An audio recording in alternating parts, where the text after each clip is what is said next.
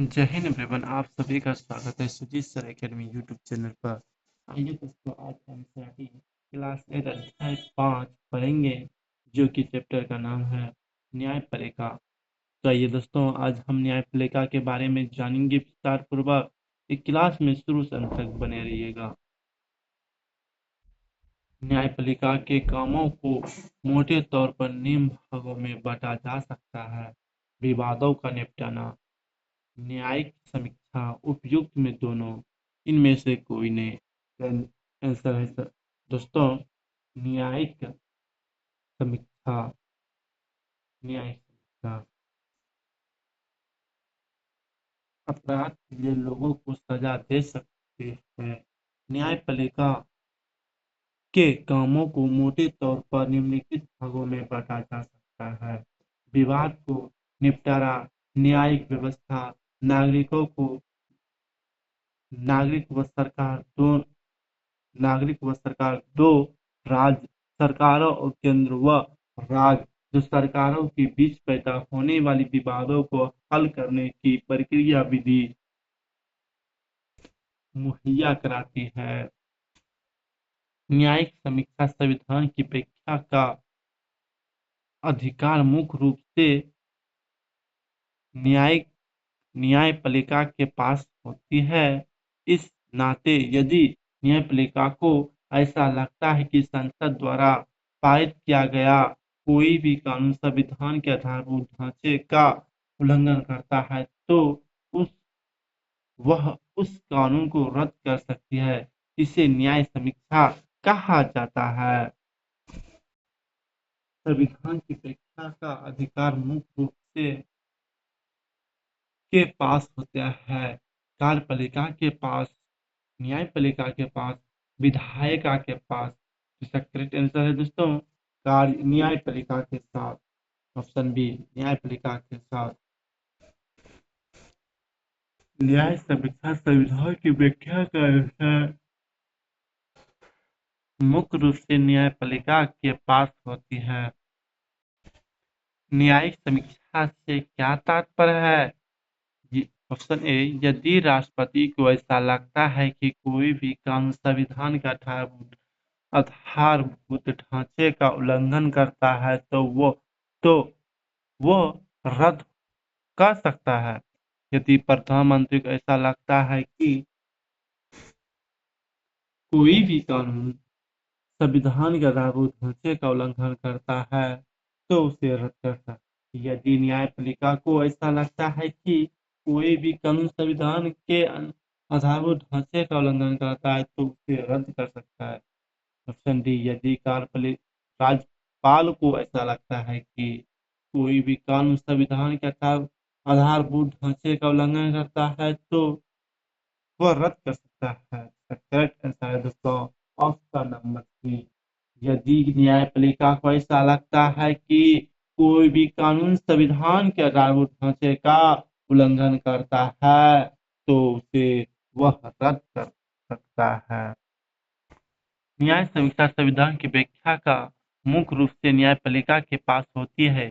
इस नाते यदि न्यायपालिका को ऐसा लगता है कि संसद द्वारा यदि पारित किया गया कोई भी कानून संविधान के आधारभूत ढांचे का उल्लंघन करता है, तो वह उस कानून को रद्द कर सकती है।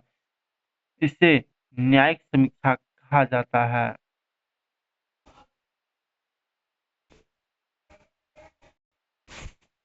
अगर देश के किसी भी नागरिक को ऐसा लगता है कि उसके मौलिक अधिकारों का उल्लंघन हुआ है, तो वह निम्न में से किस न्यायालय में जा सकता है? सर्वोच्च न्यायालय, उच्च न्यायालय, उपयुक्त में दोनों, इनमें से कोई नहीं। करेक्ट आंसर दोस्तों, उपयुक्त में दोनों। सुप्रीम कोर्ट व हाई कोर्ट दोनों में जा सकता है। कानून की रक्षा और मौलिक अधिकारों की क्रियान्वयन, अगर देश के किसी भी नागरिक को ऐसा लगता है कि उसे मौलिक अधिकारों का उल्लंघन हुआ है, तो वह सर्वोच्च न्यायालय या उच्च न्यायालय में जा सकता है। संविधान के किस अनुच्छेद में प्रत्येक नागरिक को जीवन का मौलिक अधिकार दिया गया है? और इसमें स्वास्थ्य का अधिकार भी शामिल है। 21, 22, 21 या 25। इसका करेक्ट आंसर है दोस्तों ऑप्शन नंबर बी 21 में स्वास्थ्य का स्वस्थ जीवन जीने का अधिकार अनुच्छेद 21 में दिया गया है। संविधान के अनुच्छेद 21 में दिए गए जीवन के मौलिक अधिकारों में भोजन का अधिकार भी शामिल किया गया है। भारत की सर्वोच्च न्यायालय की स्थापना कब की गई? 25 जनवरी 1950, 26 जनवरी 1950, 26 दिसंबर 1950, 20 जनवरी 1950। तो इसका क्या आंसर है दोस्तों? 20 जनवरी 1950 को भारत की सर्वोच्च न्यायालय की स्थापना की गई। इसकी स्थापना सर्वोच्च न्यायालय की स्थापना 26 जनवरी 1950 को की गई। उसी दिन हमारा देश गणतंत्र बना। अपने पूर्ववर्ती फेडरल कोर्ट ऑफ इंडिया 1937 से 1949 की भांति यह न्यायालय भी पहले संसद भवन के भीतर चैम्बर ऑफ प्रिंसेस में शामिल हुआ करता था। इसे 1958 में इमारत में स्थानांतरित कर दिया गया। भारत देश हमारा भारत देश हमारा देश भारत कब गणतंत्र हुआ? तो 25 जनवरी 1950, 26 दिसंबर 1950, 26 जनवरी 1950, 26 जनवरी 1950 को हमारा देश भारत कब गणतंत्र हुआ? तो 26 जनवरी 1950 ईस्वी को। यह हमारा सर्वोच्च न्यायालय की स्थापना 26 जनवरी 1950 की। उसी दिन हमारा देश गणतंत्र बना था। पूर्व में पूर्ववर्ती federal federal court of India 1937 से 1949 की भांति यह न्यायालय भी पहले संसद भवन के भीतर चैम्बर ऑफ प्रिंसेस में हुआ करता था। इसे अब 1958 में इमारत में स्थानांतरित कर दिया गया। हमारे संविधान में न्यायपालिका को पूर्ण रूप से स्वतंत्र रखा गया है। इसका मतलब है न्यायपालिका का न्याय कार्यपालिका का न्यायपालिका पर नियंत्रण, विधायक का न्यायपालिका पर नियंत्रण, नेता व संप्रभुत्व संप्रभुत्व परिवारों का न्यायपालिका पर नियंत्रण। Option D. विधायक कार्यपालिका और किसी का भी न्याय पर नियंत्रण नहीं होता है। तो इसका करेक्ट आंसर है दोस्तों ऑप्शन नंबर बी। विधायक कार्यपालिका और अन्य किसी का भी न्यायपालिका पर नियंत्रण नहीं होता है। नेताओं का न्यायाधीश पर जो नियंत्रण रहता है उसी वजह से न्यायाधीश स्वतंत्र रूप से फैलने फैलने नहीं पाते हैं। स्वतंत्रता का यह अभाव न्यायाधीश को इस बात के लिए मजबूर कर देगा कि वह हमेशा नेताओं के ही पक्ष में फैसला सुनाए। हम ऐसे बहुत सारे किस्से जानते हैं जहां अमीर ताकतवर लोग के न्यायिक प्रक्रिया को प्रभावित करने का प्रयास किया है, लेकिन भारतीय संविधान में इस तरह के दखल दाजी को स्वीकार नहीं करता। इसलिए हमारे संविधान में न्यायपालिका पूर्ण रूप से स्वतंत्र रखा गया है। देश की नागरिकों के मौलिक अधिकारों की रक्षा में अहम भूमिका निभाती है। कार्यपालिका, न्यायपालिका, विधायिका, इनमें से कोई नहीं। तो आंसर है दोस्तों न्यायपालिका। न्यायपालिका देश के नागरिकों के मौलिक अधिकारों की रक्षा में अहम भूमिका निभाती है, क्योंकि अगर किसी को लगता है कि उसके अधिकारों का उल्लंघन हो रहा है तो वह अदालत में जा सकता है।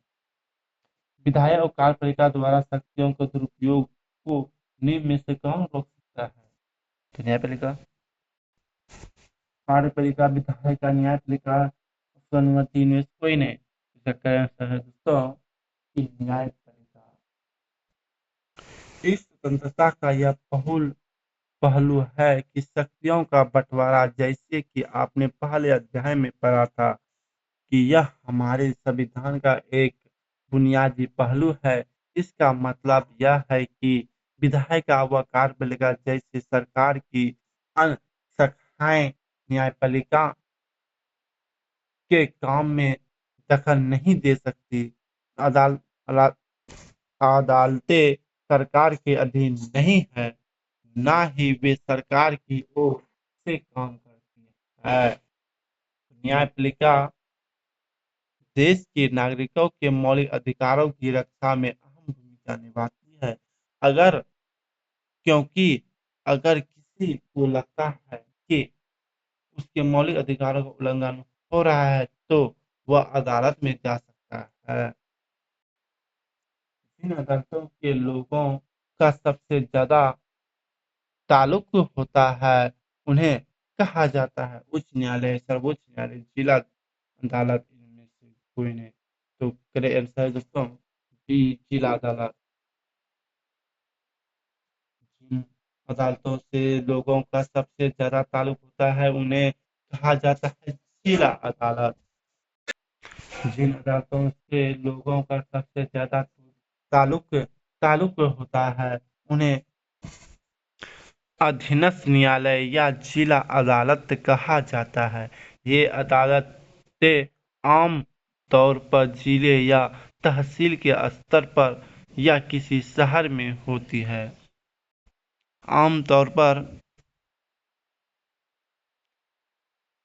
किसी जिले या तहसील के स्तर पर या किसी शहर में होने वाले न्यायालय को कहा जाता है सर्वोच्च न्यायालय, उच्च न्यायालय, अधीनस्थ न्यायालय। में कोई नहीं। तो दोस्तों इसका अधीनस्थ न्यायालय। जिन अदालतों से लोगों का सबसे ज्यादा ताल्लुक होता है, उन्हें अधीनस्थ न्यायालय या जिला अदालत कहा जाता है। ये अदालत आमतौर पर जिले या तहसील के स्तर या किसी शहर में होती है। प्रत्येक राज्य का एक होता है सर्वोच्च न्यायालय, अधीनस्थ न्यायालय, उच्च न्यायालय। इनमें से कोई नहीं। तो इसका करेक्ट आंसर है दोस्तों उच्च न्यायालय। जिले में एक जिला न्यायाधीश होता है। प्रत्येक राज्य का उच्च न्यायालय होता है। यह अपने राज्य की सबसे ऊंची अदालत होती है। पहला क्वेश्चन है दोस्तों, अपने राज्य की सबसे ऊंची अदालत निम्न में से कौन होती है? सर्वोच्च न्यायालय, अधीनस्थ न्यायालय, उच्च न्यायालय। इनमें से कोई नहीं। करेक्ट आंसर है दोस्तों उच्च न्यायालय। जिले में एक जिला न्यायाधीश होते हैं। प्रत्येक राज्य का एक उच्च न्यायालय होते हैं और यह अपने राज्य की सबसे ऊंची अदालत होती है। उच्च न्यायालय से ऊपर निम्नलिखित में से कौन सा न्यायालय होता है? सर्वोच्च न्यायालय, उच्च न्यायालय, अधीनस्थ अधीनस्थ न्यायालय। इनमें से कोई नहीं। इसका करेक्ट आंसर है दोस्तों सर्वोच्च न्यायालय, एस सी सुप्रीम कोर्ट। उच्च न्यायालय से ऊपर सर्वोच्च न्यायालय होता है, जिन्हें सुप्रीम कोर्ट हम कहते हैं। यह देश की सबसे बड़ी अदालत है, जो नई दिल्ली में स्थित है। देश के मुख्य न्यायाधीश सर्वोच्च न्यायालय के मुखिया होते हैं। सर्वोच्च न्यायालय के फैसले देश के बाकी सारी अदालतों को मान्य होते हैं। देश की सबसे बड़ी अदालत निम्न में से कौन सी है जो नई दिल्ली में स्थित है? तो सर्वोच्च न्यायालय, उच्च न्यायालय, अधीनस्थ न्यायालय। करेक्ट आंसर है दोस्तों ए, सर्वोच्च न्यायालय, सुप्रीम कोर्ट। उच्च न्यायालयों से ऊपर सर्वोच्च न्यायालय होते हैं। यह देश की सबसे बड़ी अदालत है, जो कि नई दिल्ली में स्थित है। देश के मुख्य न्यायाधीश सर्वोच्च न्यायालय के मुखिया होते हैं। सर्वोच्च न्यायालय के फैसले देश की सारे बाकी अदालतों को मान्य होते हैं। देश के मुख्य न्यायाधीश के मुखिया होते हैं सर्वोच्च न्यायालय। देश के मुख्य न्यायाधीश के सर्वोच्च न्यायालय के मुखिया होते हैं। सर्वोच्च न्यायालय के फैसले देश की बाकी सारी अदालतों को मान्य होते हैं। न्यायाधीश के फैसले देश के बाकी सारी अदालतों को मान्य होते हैं। तो सर्वोच्च न्यायालय देश के मुख्य न्यायाधीश सर्वोच्च न्यायालय के मुखिया होते हैं। देश के मुख्य न्यायाधीश सर्वोच्च न्यायालय के मुखिया होते हैं।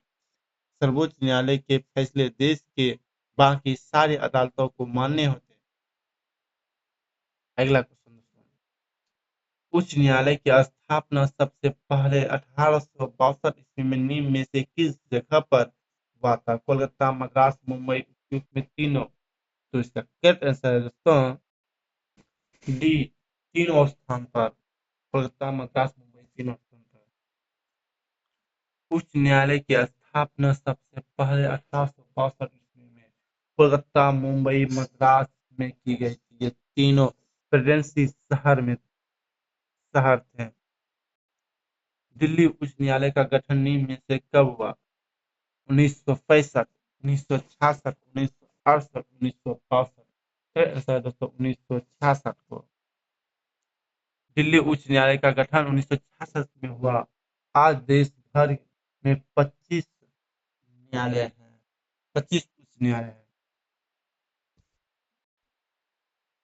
वर्तमान देश में वर्तमान में देश भर में कुछ उच्च न्यायालय की संख्या कितनी है? 21, 25, 22, 24, 25। दिल्ली का उच्च न्यायालय का गठन 1966 ईस्वी में हुआ। आज देश भर में 25 उच्च न्यायालय हैं। भारत में न्यायिक व्यवस्था भारत में न्यायिक व्यवस्था बहुकृत है, द्विकृत है, एकीकृत है? इनमें से कोई नहीं। असर है एकीकृत है। भारत में हमारे पास एकीकृत न्यायिक व्यवस्था है। इसका मतलब यह है कि ऊपरी अदालतों के फैसले नीचे की सारी अदालतों को मान्य होते हैं। इस एकीकृत को समझाने के लिए अपील व्यवस्था को देखा जा सकता है। अगर किसी व्यक्ति को ऐसा लगता है कि नीचे अदालत द्वारा किया गया फैसला सही नहीं है, तो वह उससे ऊपर की अदालतों में अपील किया जा सकता है। भारत में हमारे पास एकीकृत न्यायिक व्यवस्था है। इसका मतलब यह है कि ऊपरी सारी अदालतों के फैसले नीचे सारी अदालतों को मान्य होते हैं। एक एकीकरण को समझाने के लिए अपील व्यवस्था को देखी जा सकती है। अगर किसी भी व्यक्ति को ऐसा लगता है कि निचली अदालत द्वारा दिया गया फैसला सही नहीं है, तो वह उसके ऊपर अदालत में अपील कर सकते हैं। अपील व्यवस्था से क्या तात्पर्य? किसी भी व्यक्ति को लगता है कि निचली अदालत द्वारा दिया गया फैसला सही नहीं है, तो वह उसके ऊपर अदालत में अपील कर सकते हैं। किसी व्यक्ति को लगता है कि निचली अदालत द्वारा दिया गया फैसला सर्वसमान है, तो उसे मान्य होगा। सी, किसी व्यक्ति को लगता है कि ऊपरी अदालतों द्वारा दिया गया फैसला सही नहीं है, तो उसके नीचे अदालत अपील कर सकते हैं। ऑप्शन डी में कोई नहीं। क्या ऐसा है दोस्तों? किसी भी व्यक्ति को लगता है कि इसका होगा ऑप्शन नंबर सी सही। किसी भी व्यक्ति को लगता है कि ऊपरी अदालत द्वारा दिया गया फैसला सही नहीं है, तो वह उसके नीचे की अदालत अपील कर सकता है।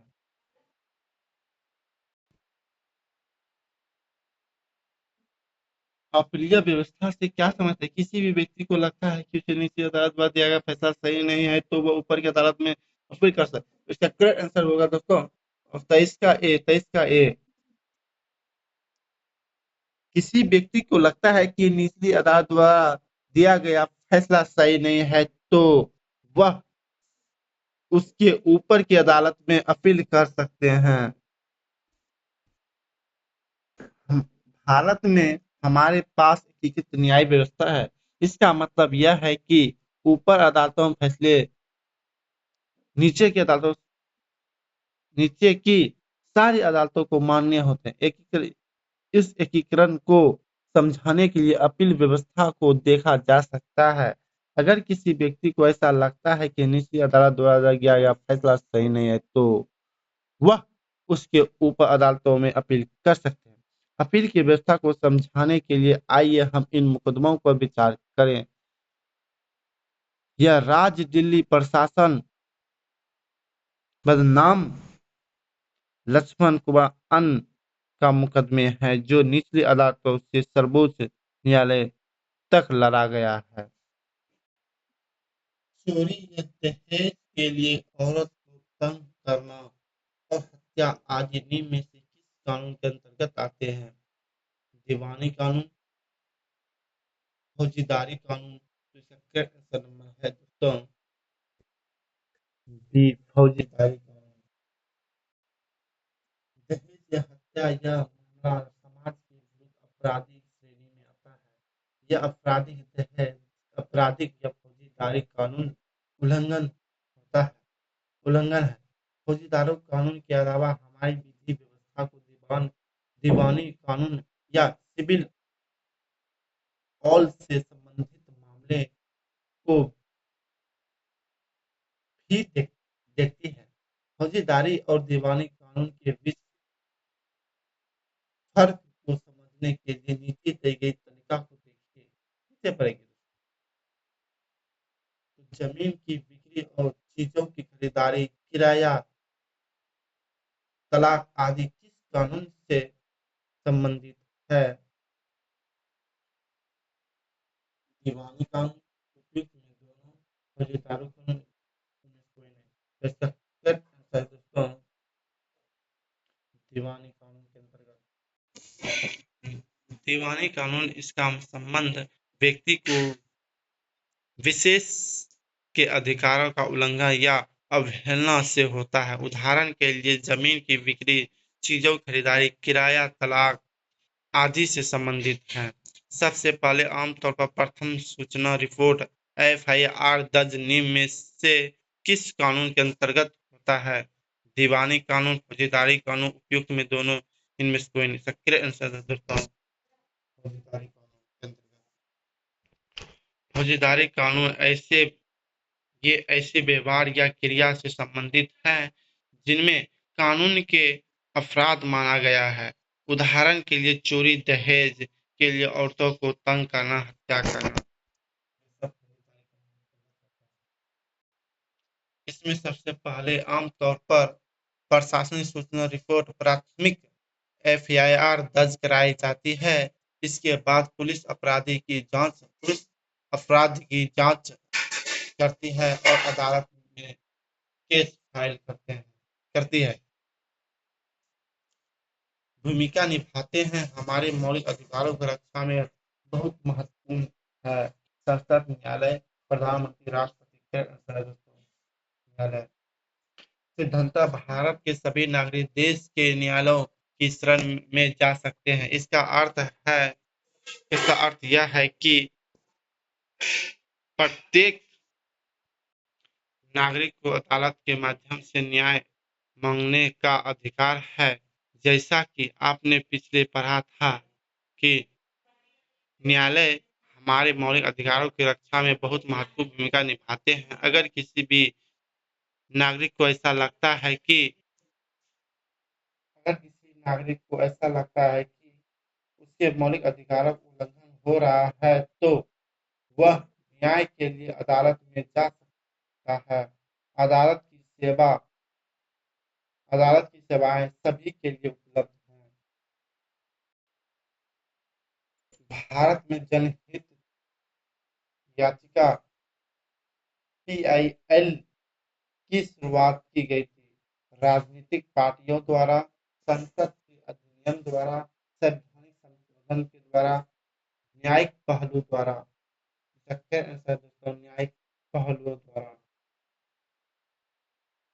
इसी बात को ध्यान में रखते हुए 1980 के दशक में सर्वोच्च न्यायालय ने जनहित याचिका के लिए पीआईएल की व्यवस्था विकसित की थी। भारत में जनहित याचिका पीआईएल की शुरुआत न्यायिक पहलू द्वारा की गई थी। इस तरह सर्वोच्च न्यायालय ने न्याय तक ज्यादा से ज्यादा लोगों की पहुंच स्थापित करने के लिए प्रयास किया गया। भारत में जनहित याचिका आईपीएल की शुरुआत सर्वोच्च न्यायालय द्वारा कब की गई थी? 1970 के दशक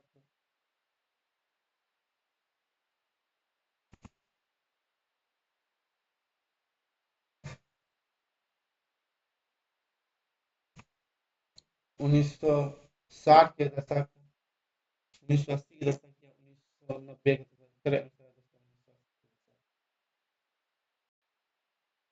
इसी बात को ध्यान में रखते हुए 1980 के दशक में सर्वोच्च न्यायालय में जनहित याचिका पीआईएल की व्यवस्था विकसित की गई। इस तरह सर्वोच्च न्यायालय ने न्याय तक ज्यादा से ज्यादा लोगों की पहुंच स्थापित करने के लिए प्रयास किया। जनहित याचिका पीआईएल निम्न में से किस न्यायालय में दायर की जा सकती है? सर्वोच्च न्यायालय, उच्च न्यायालय,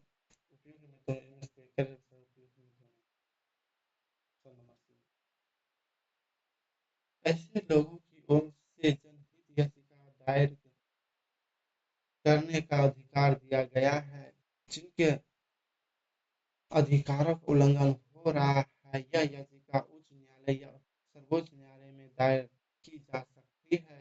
न्यायालय ने कानूनी प्रक्रिया बेहद बेहद सरल बना दिया गया है। अब सर्वोच्च न्यायालय या उच्च न्यायालय के नाम भेजे गए पत्र या तौर टेलीग्राम को जनहित याचिका माना जाता है, माना जा सकता है। शुरुआती सालों में जनहित याचिका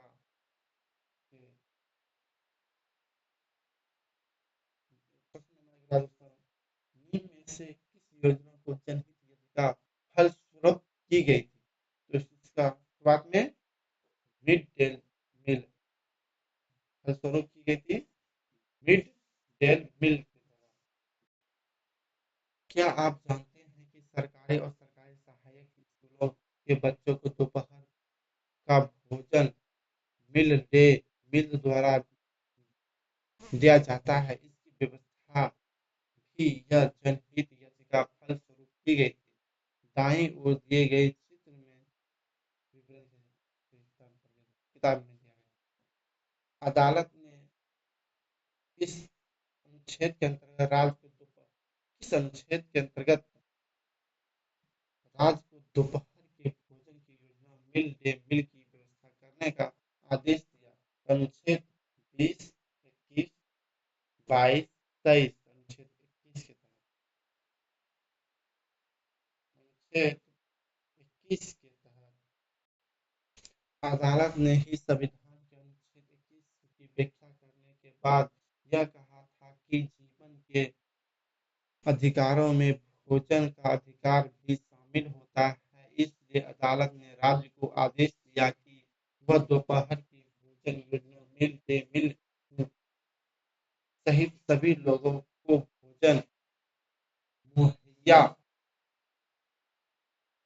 कराने के आवश्यक है।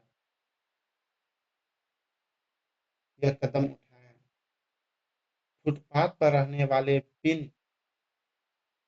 बिना तर्क के बल पर प्रयोग कर तथा उन्हें ऐन समझने का मौका दिए बिना बेदखल करना यह अवैधानिक है।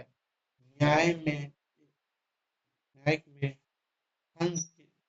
ये महत्वपूर्ण फैसला है। निम्नलिखित में से किस मुकदमे के तहत दिया था? तो ओलिया टेलिस बनाम बॉम्बे नगर निगम निर्णय 1985 के तहत। ऑप्शन नंबर ए ओलिया टेलिस बनाम बॉम्बे नगर निगम निर्णय 1985 के तहत किया गया था। ओलिया टेलिस बनाम मुंबई नगर निगम के मुकदमे में न्यायालय ने एक महत्वपूर्ण फैसला दिया और इस फैसले की अदालत में आज आजीविका के अधिकार को जीवन के अधिकारों का हिस्सा बताया। नीचे इस फैसले को कुछ अंश दिए गए हैं। इन्हें पढ़ने पर पता चलता है कि न्यायाधीशों के जीवन के अधिकार को आजीविका एक के इस अधिकार से किसी तरह को जोड़ कर देखा। निम्न में से किस अनुच्छेद के अंतर्गत जीवन के अधिकार दायरा तीन का देखा। अनुच्छेद नंबर बी अनुच्छेद 21 के तहत अनुच्छेद 21 द्वारा दिए गए जीवन के अधिकार की दायरा बहुत व्यापक है। जीवन का मतलब केवल जैविक जैविक आसक्ति बनाए रखने से कहीं ज्यादा होता है। इसका मतलब केवल यह नहीं है कि कानून के द्वारा तय की गई प्रक्रिया जैसे मृत्यु दंड देने और उन्हें उसे लागू करने के अलावा और किसी तरीके से कहीं ज्यादा नहीं की जा सकती। जीवन के अधिकार का यह भी आयाम है इस अधिकार का इतना महत्वपूर्ण पहलू आजीविका का अधिकार भी है को क्योंकि कोई भी व्यक्ति जीने के साधनों यानी आजीविका के बिना जीवन नहीं रह सकता। ओलिया टेलिस बनाम बॉम्बे नगर निगम निर्णय द्वारा फुटपाथ पर रहने वाले के लिए महत्वपूर्ण निर्णय निम्न में से कब दिया गया। 1980, 1982, 1985, 1985 के अनुसार 1985। जबकि पहले वाले फैसले जैसे कि 1985 में ओलिया टेरिस बनाम मुंबई नगर निगम मुकदमे में दिया गया फैसला है झुग्गी वासियों की आजीविका बचाने का प्रयास किया जा रहा था। लोकतांत्रिक भारत में ने लोकतांत्रिक भारत में डाइस ने एक महत्वपूर्ण भूमिका निभाई। कार्यपालिका विधायिका न्यायपालिका संसद न्यायपालिका। इसके बावजूद इस बात से इनकार कर दिया जा सकता है कि लोकतांत्रिक भारत की न्यायपालिका ने एक महत्वपूर्ण भूमिका निभाई है। न्यायपालिका ने कार्यपालिका और विधायपालिका की शक्तियों को अंकुश लगाया है। न्यायपालिका नागरिकों के अधिकारों की सुरक्षा की है। संविधान सभा के सदस्यों ने यह ऐसी न्यायपालिका का बिल्कुल सही सपना देखा था जो पूरी तरह से स्वतंत्र हो और हमारे लोकतंत्र का एक बुनियादी पहलू है। न्यायपालिका ने निम्न में से किसी शक्तियों को अंकुश लगाया और नागरिकों के अधिकारों की सुरक्षा की है। विधायी कार्यपालिका उपयुक्त में दोनों। इसके बावजूद भी इस बात को इनकार नहीं किया जा सकता है लोकतांत्रिक भारत में न्यायपालिका के महत्वपूर्ण भूमिका निभाते हैं। न्यायपालिका ने न कार्यपालिका और विधायिका की शक्तियों को अंकुश लगाया और नागरिकों के अधिकारों की सुरक्षा की है। संविधान सभा के सदस्यों ने एक ऐसी न्यायपालिका का बिल्कुल सही सपना देखा जो कि पूरी तरह से स्वतंत्र हो और यह हमारे लोकतंत्र का एक बुनियादी पहलू है। निम्न में से कौन हमारे लोकतंत्र के बुनियादी पहलू है। विधायिका, कार्यपालिका, न्यायपालिका में कोई नहीं, तो न्यायपालिका। इसके बावजूद इस बात को इनकार नहीं किया जा सकता है कि लोकतंत्र हमारे भारत में न्यायपालिका की महत्वपूर्ण भूमिका निभाते हैं। न्यायपालिका को कार्यपालिका और विधायपालिका की शक्तियों का अंकुश लगाया, नागरिकों को अधिकारों की सुरक्षा की है। संविधान सभा के